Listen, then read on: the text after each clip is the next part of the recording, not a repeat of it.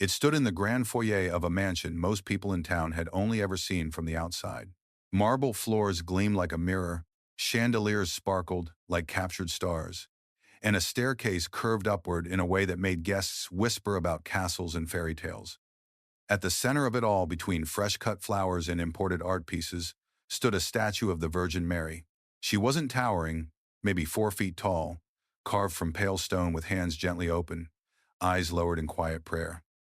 For decades she had been there, silently watching as laughter echoed at dinner parties, footsteps hurried across the tile, and secrets whispered behind closed doors. She had belonged to the woman's mother, a devout soul whose rosary beads never left her hands. But now, to the woman who inherited both mansion and statue, she was just another piece of stone. The woman's name was Evelyn. Old money, sharp suits, and a reputation that divided the town, admired by some, envied by others, despised by many. People said she had a heart that used to be soft, but hardened the day her mother passed away. She was left with wealth, power, and a house filled with reminders of a faith she no longer practiced. Where her mother once lit candles by the statue, Evelyn now scoffed at it. Where prayers were once whispered, silence now lingered. To her, religion was weakness, superstition for those who couldn't afford logic. And so the Virgin Mary statue became invisible to her eyes, a relic in a house that valued nothing but the next business deal and the next glass of champagne. Visitors noticed, though. They often commented on how strange it seemed a woman so detached from faith living with a statue that radiated so much quiet grace. One guest even joked, "Funny how she looks holier than this whole house." Evelyn laughed, but the words stuck like a thorn.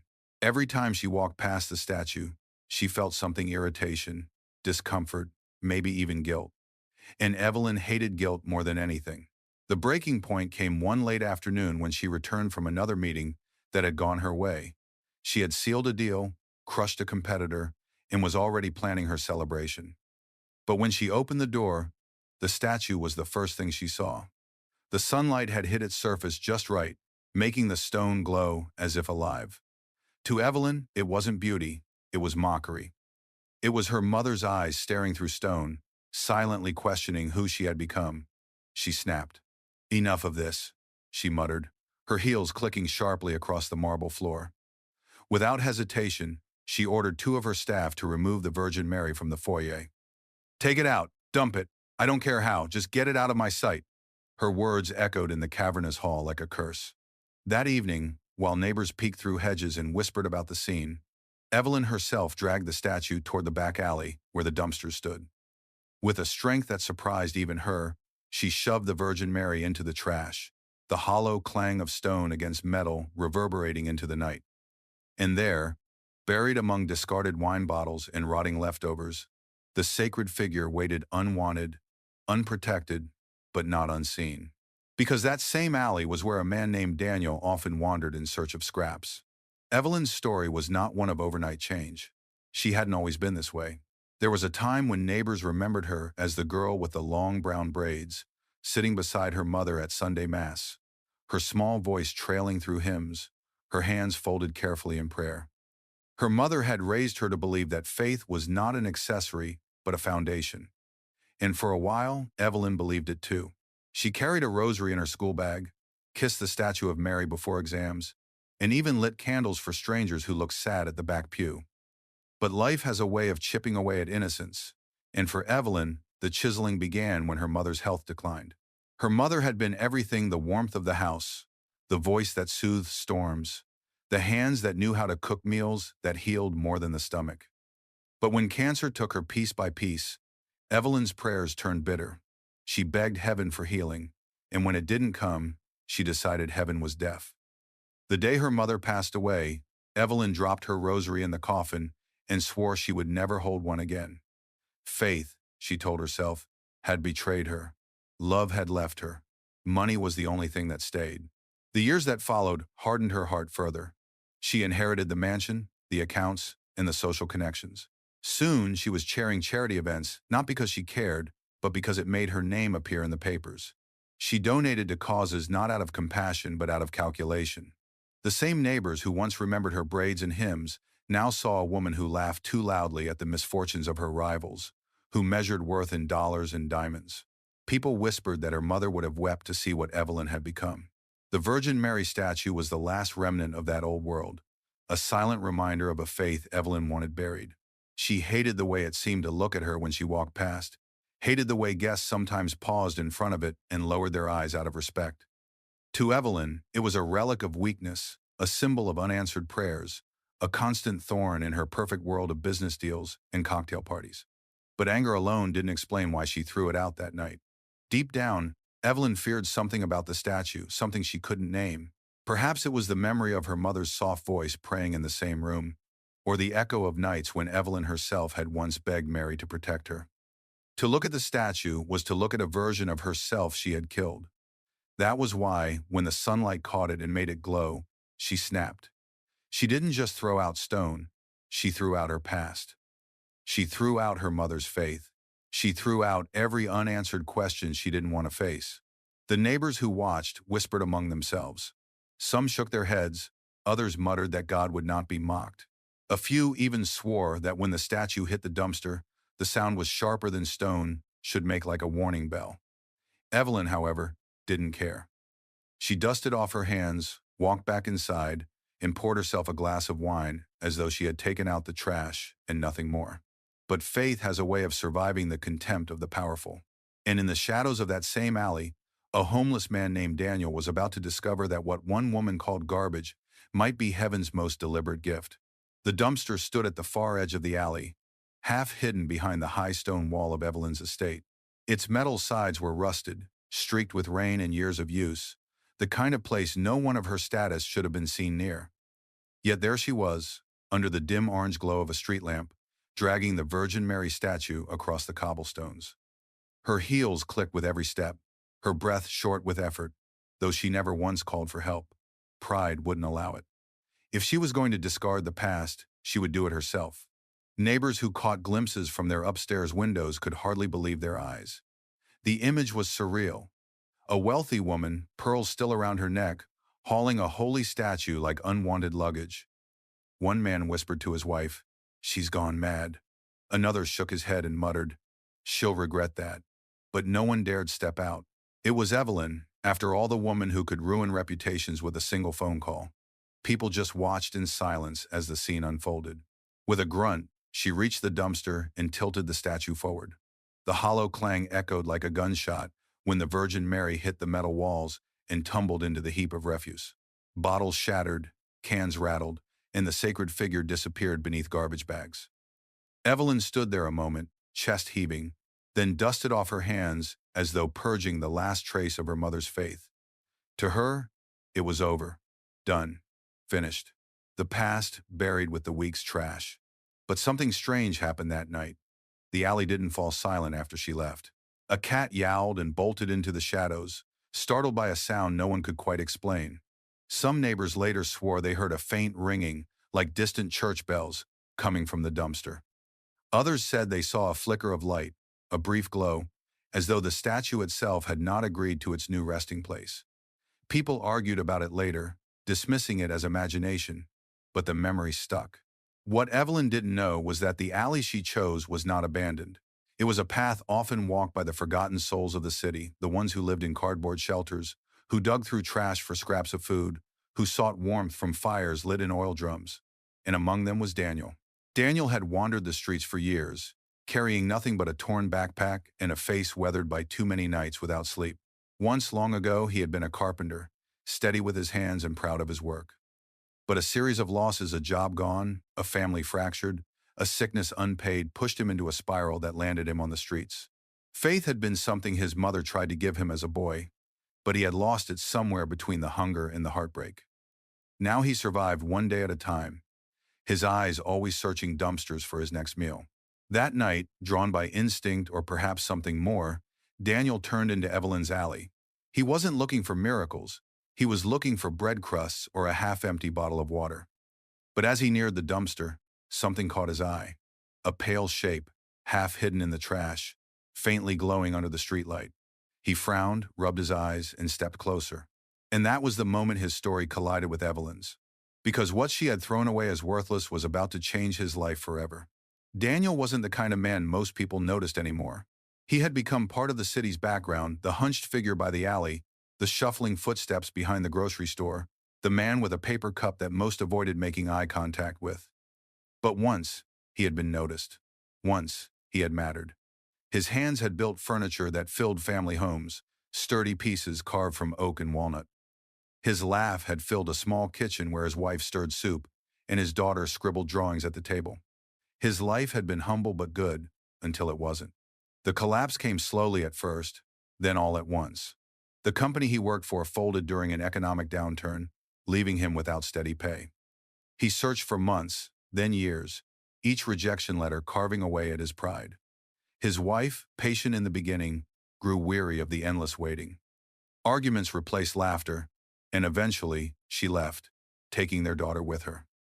Daniel slipped into drinking, not out of pleasure, but to numb the pain. From there, the spiral steepened. One eviction notice led to another. Before he realized it, he was on the street, carrying everything he owned in a backpack that grew lighter each month. People saw only a beggar, but inside, Daniel carried memories he couldn't shake. He remembered the prayers his mother used to whisper when he was a boy, prayers to the Virgin Mary that she said always found their way to heaven. Back then, he had believed her. But as the years passed, faith became a story he no longer told himself. God had been silent when he lost his job, silent when his family walked away, silent when he cried into the darkness of freezing nights. So Daniel stopped praying. What was the point? Yet even without faith, he sometimes found himself pausing outside church doors, not daring to go inside, but listening to the faint hum of hymns. Something in him still ached, though he didn't know what for. That ache was the reason he wandered down Evelyn's alley that night, instead of the one closer to the shelter. His stomach was empty, but it was something deeper that pulled him there, something he couldn't explain. He stopped at the dumpster, the familiar smell of rotting food rising up to meet him. Normally, he would have rummaged quickly and left, but tonight he froze. Among the bags and bottles, his eyes locked on the pale stone shape. At first, he thought it was some kind of mannequin or broken garden ornament, but when he leaned closer, his breath caught. The face, gentle, serene, eyes lowered in prayer, was unmistakable. "Mary?" he whispered, not even realizing he had spoken aloud. His hands trembled as he cleared away the garbage, revealing the full statue. The pale stone glimmered faintly in the dim light, as though the grime of the dumpster could not cling to her. For the first time in years, Daniel felt his throat tighten with something other than hunger. Awe, fear, maybe even hope. He didn't know why, but he couldn't walk away. And so, under the silence of the night, a homeless man bent his weary back and pulled the Virgin Mary statue out of the trash, not knowing that this single act would place him at the center of a story that would soon grip an entire town. The statue was heavier than Daniel expected. His back ached as he dragged it out of the dumpster, the stone scraping against the pavement with a sound that made him wince. But he didn't stop. Something inside him refused to leave it behind. To any passerby, he might have looked like a desperate man lugging trash for scraps of metal. But to Daniel, though he didn't fully understand why, the statue felt like treasure, like it wasn't his body pulling it, but something pulling him.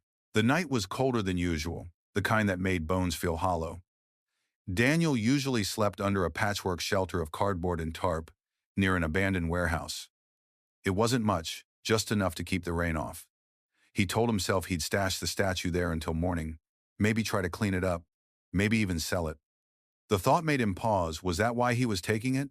For money? It would be practical, sure, but deep down, Daniel knew the answer was no. He wasn't thinking of pawn shops or dealers. He was thinking of his mother's voice, whispering prayers in the dark, her rosary clicking softly between her fingers. That was why his hands clung to the cold stone despite his exhaustion. As he neared his shelter, the city seemed unusually quiet. The normal sounds of traffic and sirens faded, replaced by an eerie calm. He set the statue down in the center of his small space and sat across from it. For a long while, he just stared.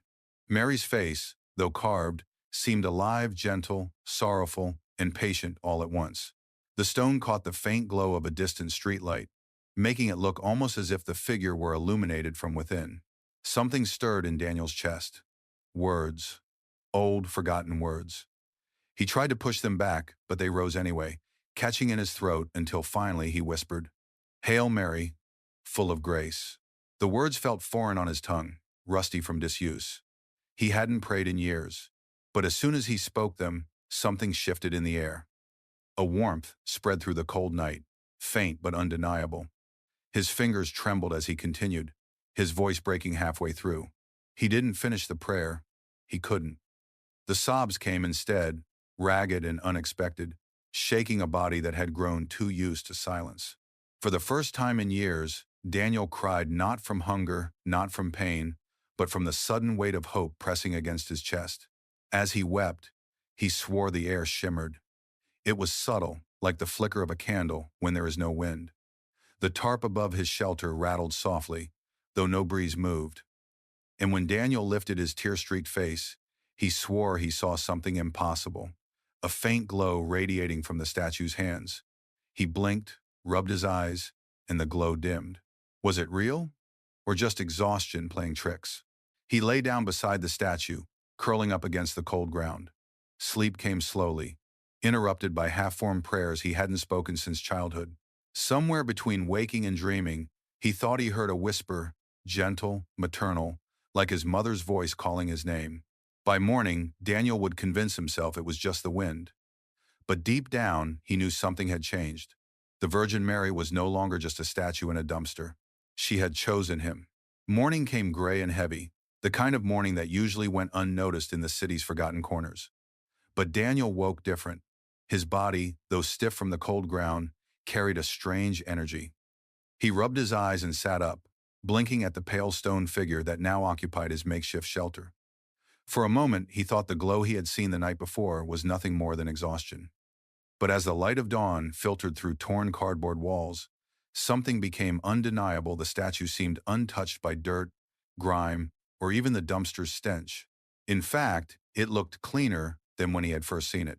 Daniel reached out, running his rough hands over the folds of Mary's robe. The stone was cool, but his fingers tingled as though he had brushed against something alive. He pulled his hand back quickly, staring in disbelief. Was he imagining it? His mind told him yes, but his heart whispered no. Later that morning, other men from the homeless camp drifted by. They were used to Daniel's odd ways, but the sight of the statue stopped them cold. One of them, a wiry man named Carl, raised an eyebrow and muttered, "Where'd you steal that from?" "I didn't steal it," Daniel replied firmly. "It was in the dumpster." Carl laughed, shaking his head. "Figures. Even your trash looks holier than us." But his laughter died when he leaned closer. "Huh. Weird. Feels like it's shining." Another man crossed himself, muttering under his breath, "Don't joke about that, Carl. Don't you see it? The light, it's not just the sun." Word spread quickly through the camp. Some came just to see it, drawn like moths to a flame. Whispers began. That the statue glowed faintly at night. That people felt a calm settle over them when they stood near it. That the usual cold of the alley somehow eased. Daniel said little, but deep inside he knew what they were seeing. It wasn't just stone anymore. It was presence. That evening, when the sun dipped and shadows lengthened, the glow returned. Faint at first, then clearer. Daniel's heart pounded as he watched Mary's stone hands shimmer softly in the dark. He wasn't alone this time. A young woman from the shelter gasped aloud, clutching her chest. "Did you see that? It moved, it moved." Daniel wanted to dismiss it, to explain it away as tricks of light, but he couldn't. He remembered the warmth that had spread through him when he prayed. He remembered the whisper in the night. And now, others saw it too. Something real was happening. Across the alley, unnoticed by the camp, a shopkeeper closed his shutters and froze. From his window, he had seen the same faint glow flickering like a candle flame. He shook his head, crossed himself, and whispered, "Lord have mercy." By the next morning, rumors were already spilling beyond the alley. Some dismissed it as madness, others claimed it was a sign. But one thing was certain. A statue once thrown away like trash had begun to draw eyes, hearts, and whispers of the miraculous. And Daniel, a man the world had forgotten, found himself at the center of it all. Daniel had never owned anything sacred in his life. The few belongings he carried, a tattered blanket, a cracked mug, a broken wristwatch, were reminders of struggle, not hope. But now, in the middle of his cardboard shelter, stood something he didn't quite understand. The Virgin Mary statue didn't feel like it belonged to him, yet it also didn't feel like it belonged to anyone else anymore. She had been discarded, abandoned, tossed into the garbage as though she were worthless. And Daniel, a man society had also cast aside, felt the connection immediately. For the first time in years, he began arranging his shelter with intention. He cleared space around the statue, moving old newspapers and broken boxes to the side, as if tidying up a shrine. He found a scrap of cloth and wiped her face clean, whispering an apology when his rough hands left streaks. Each small act felt like more than cleaning. It felt like devotion. At night, he sat beside her, speaking softly. At first, it was awkward, the words stumbling out. "I don't know why you're here. I don't know what this means." His voice cracked. "I'm not even sure if I believe anymore." But the silence that followed never felt empty. It felt full, like someone was listening. Other men from the camp noticed. Some mocked him gently. "Look at Daniel. Got himself a stone girlfriend." Others were more cautious, keeping their distance. But even the ones who joked couldn't deny the atmosphere around the statue. The air felt warmer near her. The restless nights filled with fights and shouting grew strangely quiet. Daniel began to notice that when he sat beside her, the gnawing hunger in his stomach dulled, and the ache in his chest lightened. One night, rain came hard, hammering against his tarp until water leaked through the seams. Daniel scrambled to protect the statue, dragging her under the thickest cardboard he could find. Lightning flashed across the sky, thunder rolling so loud it rattled his bones. Yet as he crouched in the mud, shielding the Virgin Mary with his own body, he felt an odd peace settle over him. He realized he wasn't afraid, not of the storm, not of the night, not even of the uncertainty of tomorrow. He whispered a prayer he hadn't spoken since childhood. "Watch over me. Please. Just stay with me." And though stone cannot move, Daniel swore her eyes seemed softer, her presence stronger, as if she heard. By morning, the rain had cleared, and the alley shimmered with puddles reflecting the first light of day. Neighbors walking past slowed when they saw the strange sight. A homeless man sitting upright, soaked but smiling, beside a gleaming statue of the Virgin Mary. Some shook their heads, others hurried along, but a few lingered, whispering that perhaps they had witnessed something holy. Daniel didn't care what they thought. All he knew was that he was no longer alone. He had found shelter not just from the storm, but in her presence. And in that quiet strength, something inside him had begun to awaken. The days passed, and Daniel found himself drawn to the statue in ways he couldn't explain. At first, he spoke to her like one might speak to an old friend, just to fill the silence of lonely nights. But slowly, the words began to shape themselves into prayers. He didn't mean for it to happen. It was instinct, something buried deep from his childhood that came alive the longer he sat at Mary's feet. One night, after a long day of searching for bottles and cans to trade for food, Daniel returned exhausted, his stomach cramped with hunger, his body ached from hauling bags across the city. He collapsed beside the statue, his head resting on his knees. "I can't keep doing this," he muttered. "I'm tired, Mary. So tired." He hadn't called her by name in years, but it slipped out naturally, almost as if she were alive. He felt foolish, whispering to stone. And yet, when he lifted his eyes to her face, the sorrow carved in her expression mirrored his own so perfectly that his defenses cracked. The words tumbled out, shaky at first, then flowing faster. "I don't know if God listens. I don't even know if he cares. But if you hear me, if there's anything left, just don't let me die like this. Don't let me be forgotten." His voice broke, and for the first time in years, he let himself weep openly. It was then that something happened, something subtle, yet impossible to ignore. The air around him shifted, as though the night itself had leaned in to listen. A warmth spread through his chest, steady and deep, unlike anything hunger or drink had ever given him. The flickering streetlight outside his shelter steadied, casting a soft glow that seemed to linger on Mary's face. Daniel froze, his breath catching.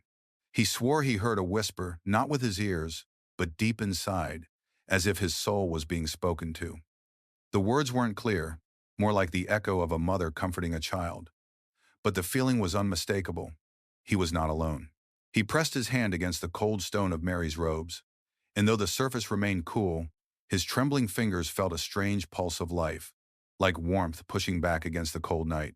Startled, he pulled back, staring at his hand. "What are you?" he whispered. Sleep did not come easily that night. He lay awake, thoughts racing, prayers surfacing unbidden.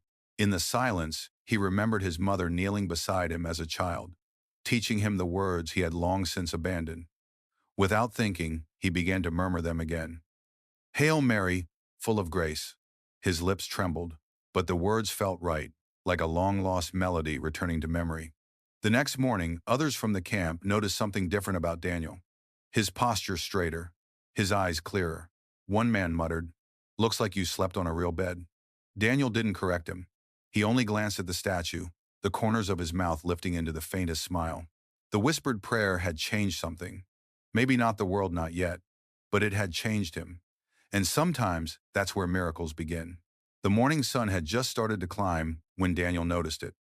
He had risen early, as he often did, to shuffle through the streets before the shopkeepers chased him away. But something about the statue pulled him back sooner than usual. The Virgin Mary seemed different in the dawn light, as though her features softened with every sunrise. He knelt beside her, tracing the lines of her robe with calloused fingers. That's when he felt it an edge that didn't belong. At first, he thought it was just a crack in the stone, the kind that comes from years of weathering. But when he pressed harder, a small panel shifted under his thumb. His heart thudded in his chest. Carefully, he pried it open, revealing a hollow cavity within the statue's base. Nestled inside, wrapped in aged cloth, was a small object. Hands trembling, Daniel pulled it free. He unwrapped the fabric slowly, each layer revealing something that made his breath catch. A coin, old, heavy, and gleaming despite the grime of its hiding place. Its surface shimmered faintly in the morning light, covered with engravings unlike anything he had ever seen. He turned it over in his palm. One side bore the image of a woman crowned, serene, unmistakably Marian. The other side bore strange markings, symbols that looked ancient, almost otherworldly. It was too heavy to be ordinary, too finely made to be worthless. Daniel knew little about such things, but instinct told him this was no common coin. For a moment, he just stared, torn between awe and fear. Why would someone hide this inside a statue? Who had placed it there? And why did it feel warm, almost pulsing, in his hand? He shoved it back into the cloth, clutching it tightly, afraid that if he let go it might vanish. Word spread quickly among the camp. A few men leaned over his shoulder, eyes widening at the sight. "That's gold," one whispered. Another licked his lips. "You could sell that, get off these streets for good." But Daniel hesitated. Every time he considered pawning it, something inside him resisted. The coin didn't feel like a ticket out. It felt like a message, a secret meant to be uncovered, not sold. He remembered the glow, the warmth, the whisper in the night. What if this was connected? That afternoon, curiosity gnawed at him until he showed the coin to an older man who sometimes wandered the alleys collecting scrap metal. The man squinted, then his eyes grew wide. This ain't ordinary," he muttered. "I seen coins in museums that don't look half as fine. Looks ancient, maybe Roman, maybe older." He shook his head and handed it back quickly, almost as though it burned his fingers. "Be careful with that, son. Things like this don't show up by accident." Daniel tucked the coin back into its wrapping and placed it at Mary's feet inside the shelter. He sat in silence, staring at the statue, heart pounding with a mixture of fear and wonder. The Virgin Mary had not only given him comfort, she had given him a secret. And soon, that secret would not stay hidden. Daniel never imagined the coin would leave his shelter. To him, it felt safer hidden at the feet of the Virgin Mary, wrapped in its fragile cloth, as if still cloaked in secrecy. But secrets don't stay buried, not when they carry weight. And this coin, whatever it was heavier than gold. The whispers began in the camp. First, a few men spoke about it over bottles of cheap wine, boasting that Daniel had stumbled onto something worth a fortune. Then a woman who came to the alley, bringing sandwiches, told her cousin, who told a shopkeeper, who told a journalist always hungry for a strange story. Within days, the rumor had spread. A homeless man had found treasure inside a Virgin Mary statue thrown in the trash. At first, Daniel resisted. He didn't want strangers touching it, didn't want the statue surrounded by curious eyes. But one evening, a young seminarian named Thomas approached him with quiet reverence. Unlike the others, Thomas didn't demand to see the coin. He simply knelt beside the statue and prayed aloud, his voice trembling. "If it's true, then this isn't just history, it's providence." Daniel hesitated but finally unwrapped the coin, placing it gently into Thomas's hands. The young man gasped, eyes wide as he studied the engravings. This, this is Marian iconography, but it's old, older than anything I've seen. He turned it over, tracing the strange symbols on the back. These markings, they aren't Latin. They're something else. The next day, Thomas returned with two professors from the nearby university, historians, with gray hair and serious eyes. They examined the coin under magnifying glasses, muttering to each other in disbelief. One of them finally looked up at Daniel. "Where did you say you found this?" Daniel shifted uneasily. "Inside the statue, hidden in a compartment." The professor rubbed his forehead. "That's impossible. Coins like this don't just appear. This belongs in a museum or perhaps even the Vatican archives." "What is it?" Daniel asked quietly. The professor hesitated before answering. "It resembles Marian pilgrimage tokens from centuries past. But this predates them by hundreds of years. If genuine, it would suggest devotion to Mary existed earlier than documented. Earlier than history admits." The words hit Daniel like a shockwave. He wasn't just holding metal. He was holding proof. Proof of faith reaching further back than scholars allowed. Proof that devotion had survived through centuries of silence. But with discovery came danger. One of the professors whispered that collectors would pay millions for such a find. Another warned that the church itself might intervene to claim it. Already, the journalists who had heard the rumor hovered at the edge of the alley, snapping photos, shouting questions. Daniel felt trapped. What had started as a moment of prayer had grown into something larger than him. He wanted to protect the coin, the statue, the strange piece they had given him. But now the world was knocking, demanding answers, demanding possession. That night, alone once more in his shelter, Daniel placed the coin back into Mary's hollow base and sealed it shut. He pressed his forehead to the cool stone. "I don't know why you gave this to me," he whispered. "But if it's meant to change the world, then keep it safe. Not for me, for whatever you want it to be." Outside, cameras flashed. Inside, Daniel prayed. And the next morning, the world arrived in full force. It began with one headline: "Homeless man finds ancient coin in Virgin Mary statue." The article was buried halfway down the local paper's front page, the kind of oddity readers glanced at between crime reports and sports scores. But within hours, bigger outlets picked it up. By the end of the day, Daniel's alley, once ignored, invisible, was swarming with reporters, cameras, and strangers clutching rosaries.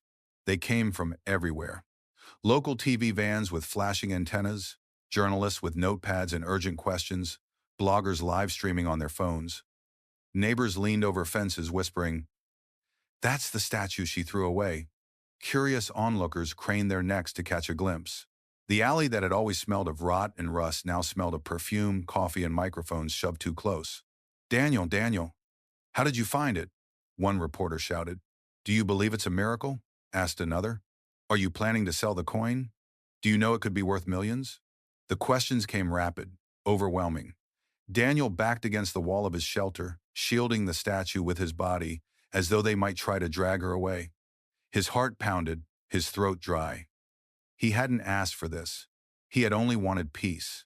Now he was the center of a story too big to escape. Then came the pilgrims. They weren't journalists, they weren't skeptics, they were believers. Word had spread that the statue glowed, that prayers whispered beside her were answered. Mothers brought sick children.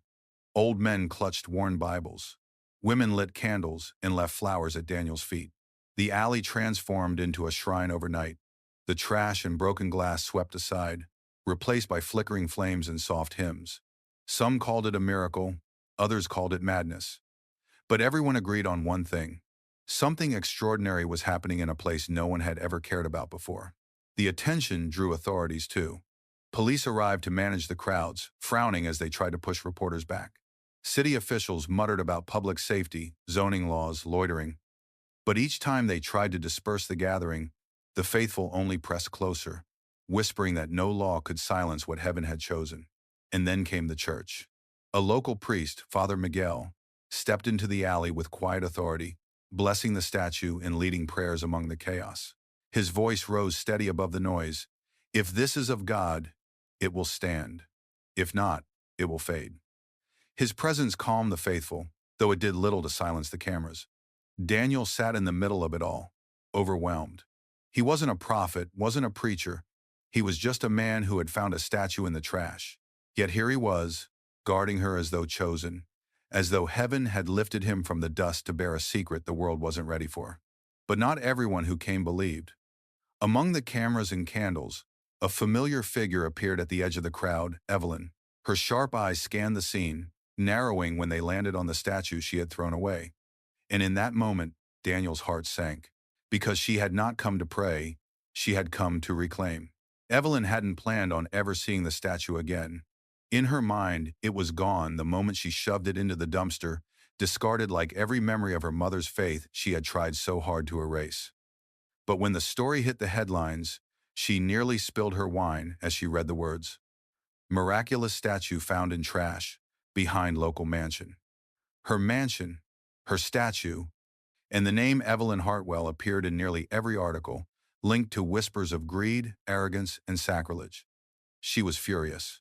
Furious that the statue she despised had returned to haunt her.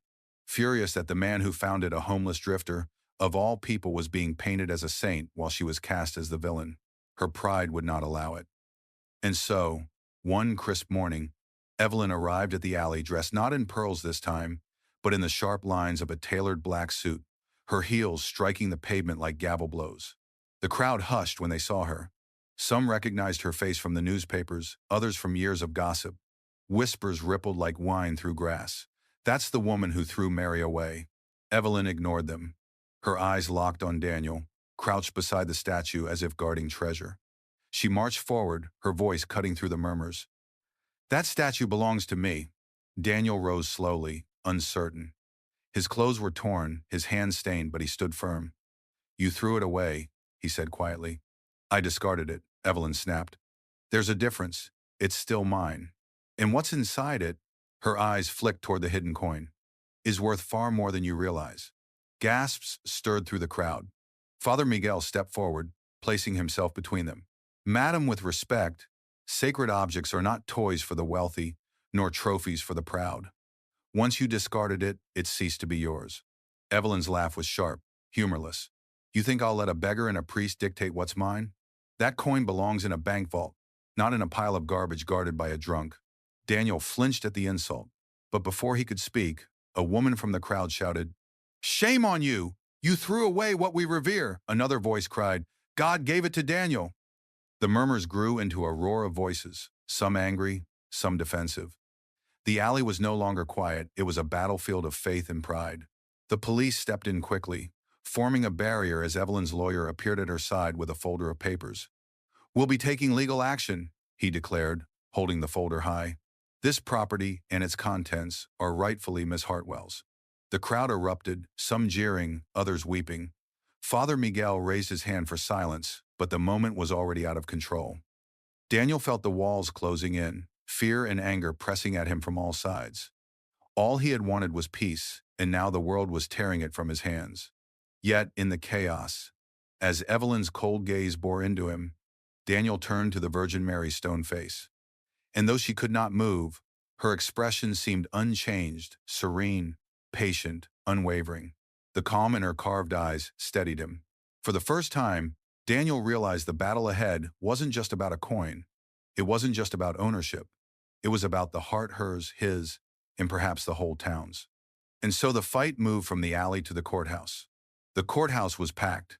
Reporters lined the benches, cameras clicked in rapid bursts, and curious townspeople filled every available seat. What had begun in a dumpster had grown into a spectacle, one that blurred the lines between faith, greed, and law. At the center of it all sat Daniel, unshaven and uneasy in the donated jacket Father Miguel had insisted he wear.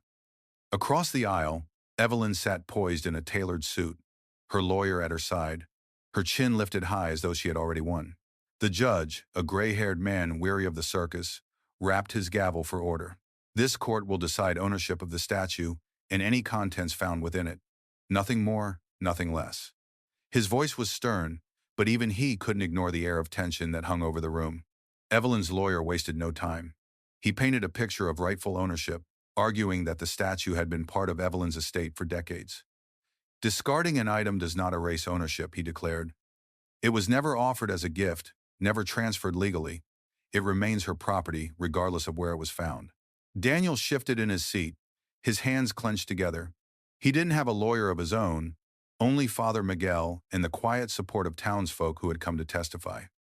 When it was his turn to speak, his voice trembled but carried an honesty that silenced the room. "I didn't steal it," he said. "She threw it away. I found it where no one wanted it. If it was nothing, why did I see light in it? Why did I feel peace?" The judge frowned. "Light? Peace? Sir, this is a court of law."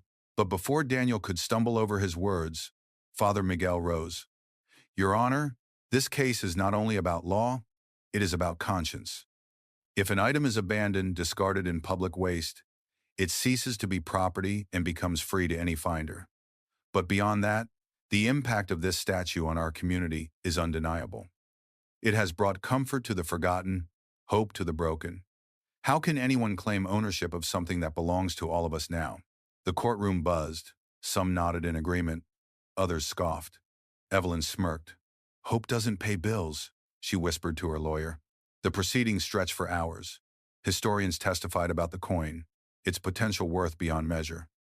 Experts debated whether the statue itself held historical significance. The media spun every word into headlines. Outside, crowds gathered with candles and signs, some chanting prayers, others demanding the statue be placed in a museum. By the end of the day, the judge looked weary.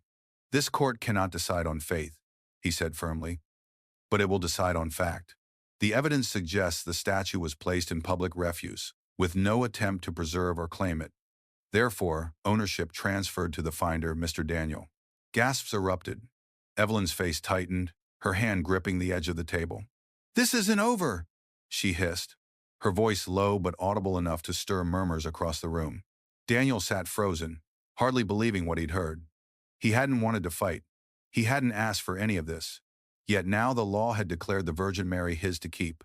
But as he walked out of the courthouse, flanked by reporters shouting questions, Daniel felt a strange unease, because miracles rarely end in courtrooms, and something far greater than legal battles was waiting for him in the days ahead.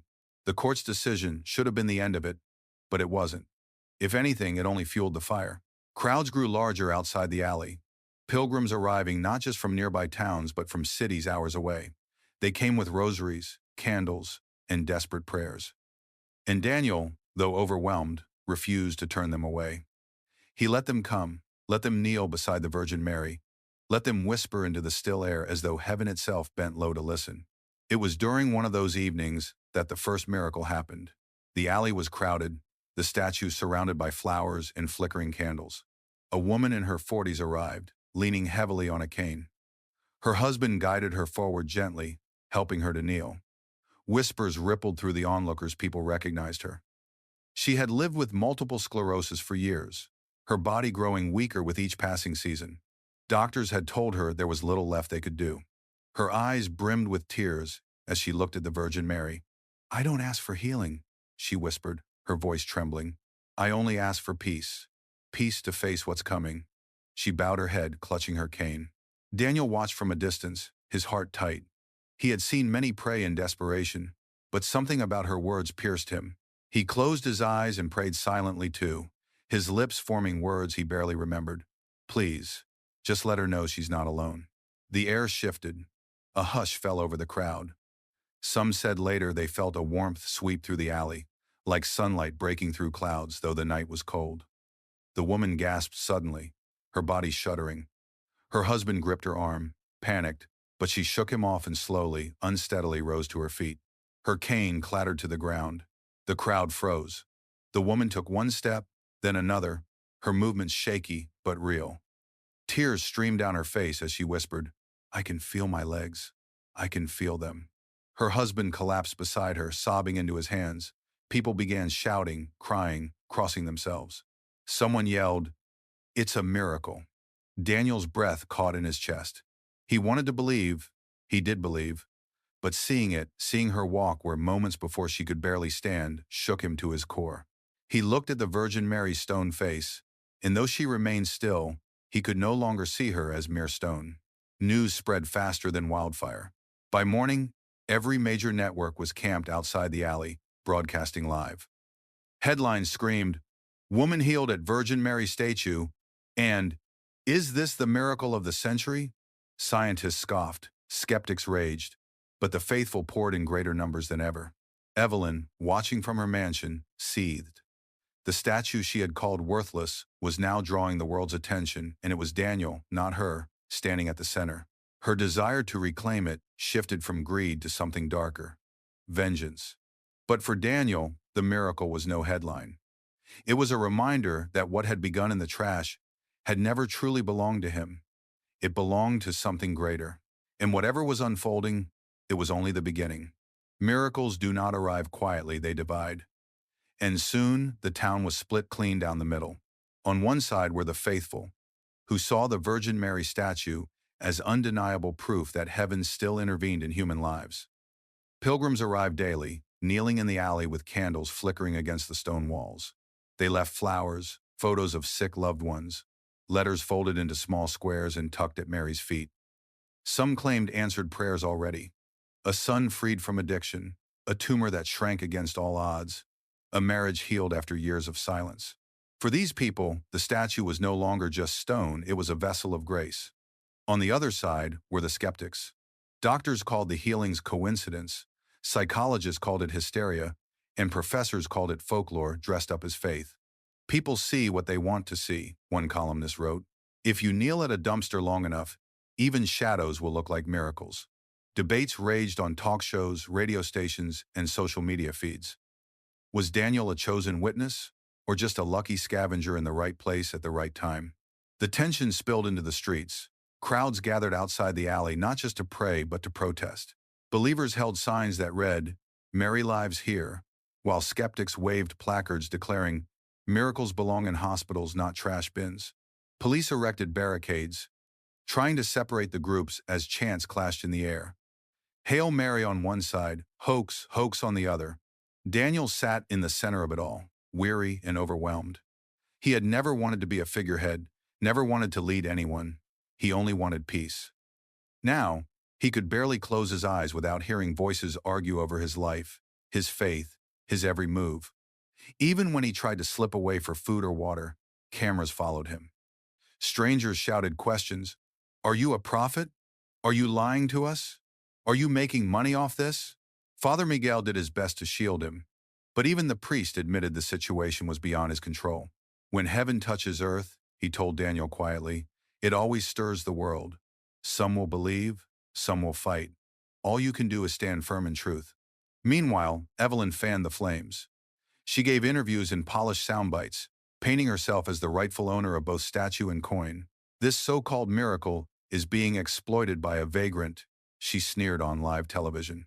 "If there is any truth to it, it belongs not to him, but to me and to history." Her words struck nerves, fueling skeptics who already doubted. The division grew sharper with every passing day. Families argued at dinner tables, friendships cracked, churches overflowed with debates. It was as if the statue had become a mirror, forcing everyone to choose what they believed about God, miracles, and even themselves. For Daniel, the noise was deafening. He wanted to crawl back into obscurity, to vanish into the streets where no one expected anything of him. But each night, when the alley quieted and the candles flickered low, he knelt beside the Virgin Mary. And in those still hours, when the world's shouting faded, he felt the same warmth, the same peace that had first drawn him. The town might be divided, but his heart was not. And soon, the battle would no longer be fought with words, it would be fought with truth, as Evelyn's own life began to unravel. Evelyn had always lived as though she were untouchable. Money insulated her, power protected her, and reputation paved her way into every high society circle. But pride has a way of rotting its own foundation, and for Evelyn, the cracks began to show the moment the statue she despised became a beacon of faith for the world. At first, she doubled down. She filed more lawsuits, hired PR firms, and sat for interviews on national television. She spoke with the practiced calm of someone used to winning. "The statue is part of my family's estate," she insisted. "The coin is historically significant. It should be in a museum, not in a back alley shrine." She smiled tightly, but her eyes betrayed her rage. But the public was not fooled. Clips of her ordering staff to throw the statue away leaked from a neighbor's security camera, and within hours, they went viral. The footage showed her shoving the Virgin Mary into the dumpster with her own hands, her face twisted in contempt. Overnight, sympathy evaporated. She called it garbage, one commentator said. Now she wants to call it hers? Protesters gathered outside her mansion gates, holding signs that read, "Faith is not for sale, and you can't own a miracle." Her name, once associated with charity galas and country club luncheons, was now plastered across headlines as a symbol of arrogance. Invitations dried up. Investors backed away. Even friends she once trusted stopped answering her calls. But her greatest downfall wasn't financial, it was personal. For years, Evelyn had built walls between herself and the memory of her mother, convincing herself that faith had failed her. Yet now, everywhere she turned, the world was reminded of the same faith she had rejected.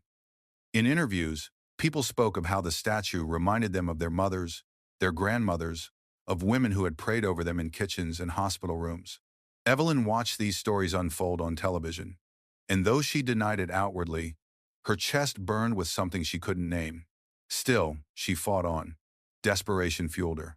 She stormed into the alley one night, her heels clattering against the pavement, demanding that the police remove the crowd. But when she stood before the statue, the glow of candles reflecting against Mary's serene face, her voice faltered. The crowd parted, waiting to see what she would do.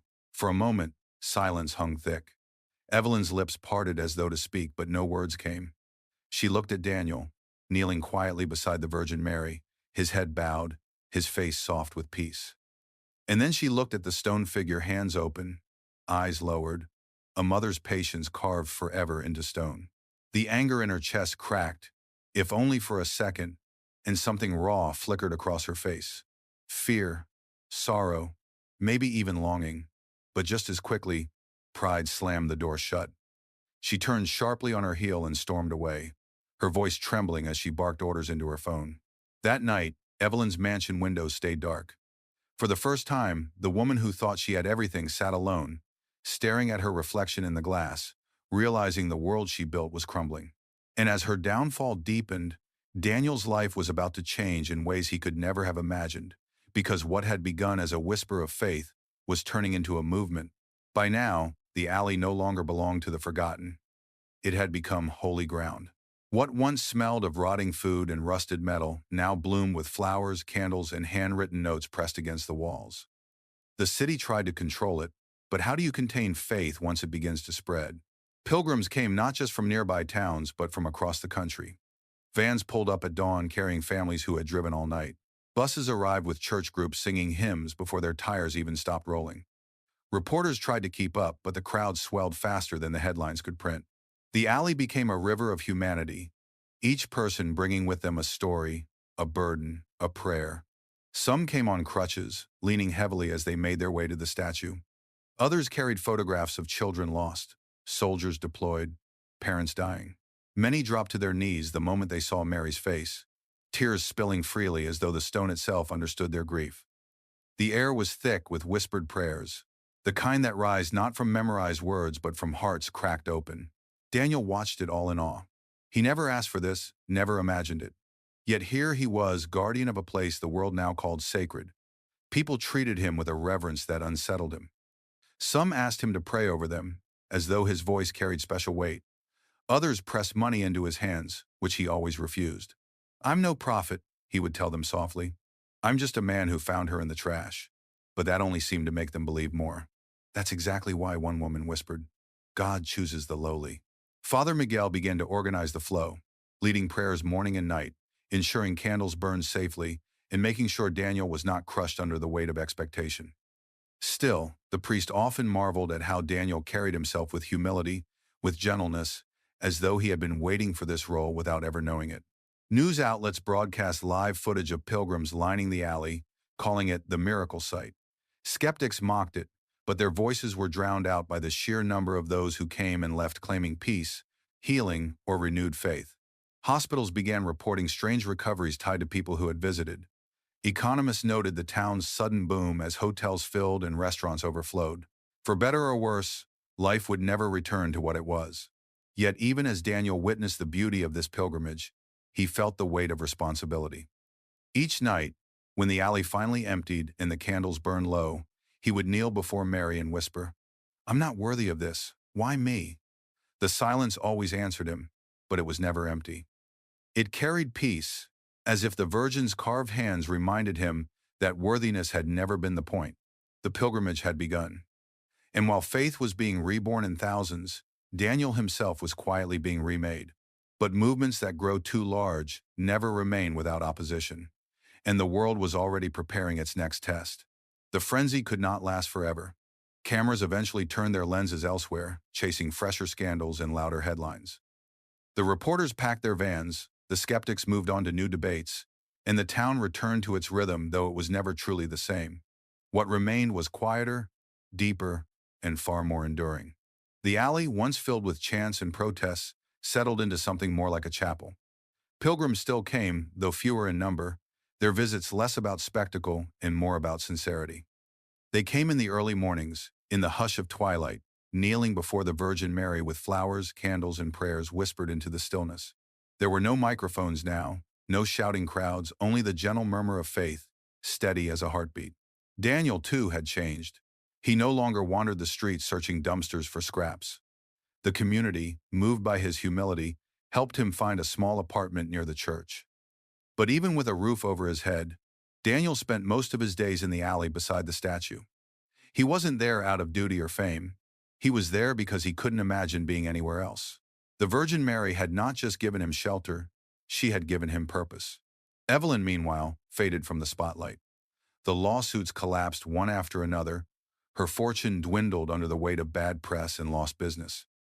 Her mansion stood dark more often than lit, its grand halls echoing with a silence money couldn't fill. Some said she moved away, others whispered she still lingered in town, bitter and alone. But in the end, her name became a cautionary tale, spoken only as a reminder that what we despise may one day rise to judge us. The coin remained sealed within the statue, untouched. Experts continued to argue about its origin, its meaning, its potential to rewrite history.